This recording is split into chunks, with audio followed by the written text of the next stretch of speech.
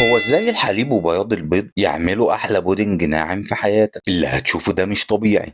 علبتين حليب عليهم 3 بياض بيض بس، سكر حسب الرغبة، ونقلبهم وندمجهم مع الحليب والسكر كويس. غطي بكيس حراري او فوطة قطنية واعمل فتحات ودخلها على البخار 15 دقيقة. نضف الزبيب بالدقيق والمية عشان يلمع، غسلة كويسة عشان يطلع اي حاجة فيه، وبعدين طلع البودنج وزينه بالفراولة والزبيب ورشة سمسم او حبة البركة على الوش، وهتشم ريحة مش موجودة في اي مكان. لو جربته مرة مستحيل تشرب الحليب سادة تاني. قولي هتزينه بايه؟ ندخل على اللي بتتباع في مطاعم اسيا وتمنها غالي وب3 مكونات بس. تعال اوريك. في حلة على النار هننزل بلتر حليب، عليهم 40 جرام سكر، 80 جرام نشا ذرة. قلبهم على نار هادية لحد ما يتقلوا يبقوا شبه الزبادي التقيل كده. صب الخليط في قالب مدهون وساوي السطح بتاعه، دخله في التلاجة ساعتين. بعد ما يمسك اقلبه وقطعه مكعبات صغيرة كده. قلب المكعبات في النشا الأول وبعدين نزله في البيض كويس، وفي الآخر في البقسماط أو الكورن فليكس المطحون. اقليها في زيت سخن درجة حرارة 180 لمدة دقيقة واحدة، وهتسمع السيمفونية المقرمشة. عايزك تعملها وتقول لي صوت القرمشة جه عندك ولا لا. حاجة عظمة الصراحة. اللي بعدها للأطفال اللي بيكرهوا الحليب ودي بترجعهم لحضن الحليب غصب. الوصفة دي هتغير مصيرهم.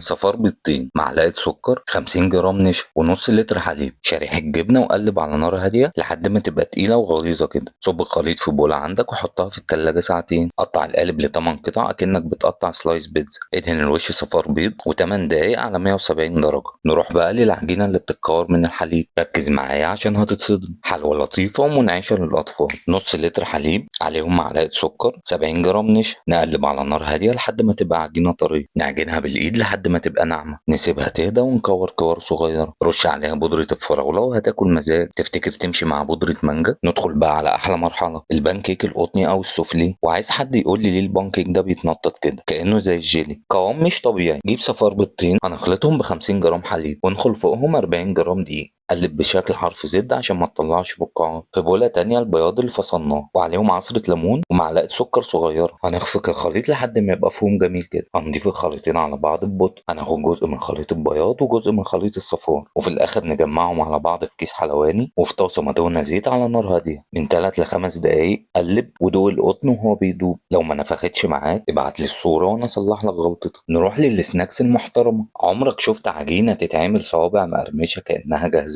في بولة فيها 100 مللي حليب هنكسر بيضتين وعليهم معلقة سكر. هنقلبهم كويس ونضيف عليهم 300 جرام دقيق و3 جرام خميرة فورية. اعجن الخليط وسيبه يرتاح. افرد العجينة وبعدين ادهنها مية بالفرشة، رشة حبة البركة أو سمسم على الوش، وبعدين فردة بسيطة تاني. قطعها صوابع صغيرة وسيبها تخمر 15 دقيقة. ادهن الطاسة زيت واقليها على نار هادية لحد ما تبقى ذهبية من كل ناحية. لو بتحب السناك الخفيف دي هتعلقك بيها كريسبي ميلك ستيكس. لو لسه مكمل معايا لحد هنا اوعى تنسى تعمل لايك. واخر وصفة الفخامة، موس الاوريو والمانجا من غير فرن ومن غير كريمة. تفتكر تعرف تعملها؟ تعال اوريك. اول حاجة هنشيل الكريمة من على الاوريو ونطحنه. سخن 300 جرام حليب مع 20 جرام سكر. سخنه ما تخلوهوش يغلي. انقع 20 جرام جيلاتين في مية باردة لمدة 5 دقايق، وبعد كده تطلعه على طول وتنزله في الحليب الدافي. ضيف 200 جرام زبادي وكمية صغيرة من تكسير الأوريو وقلبهم كويس. صب الخليط في قالب وحطه في التلاجة لحد ما يمسك. رشة أوريو ناعم على الوش. زين الأطراف بشرايح مانجا ومن على الوش بكور مانجا مفرغة. المستوى بيتكلم. أول حد يجربها هيبعت لي الصورة فورا. اوعى تنسى تعمل لايك وقول لي في الكومنتات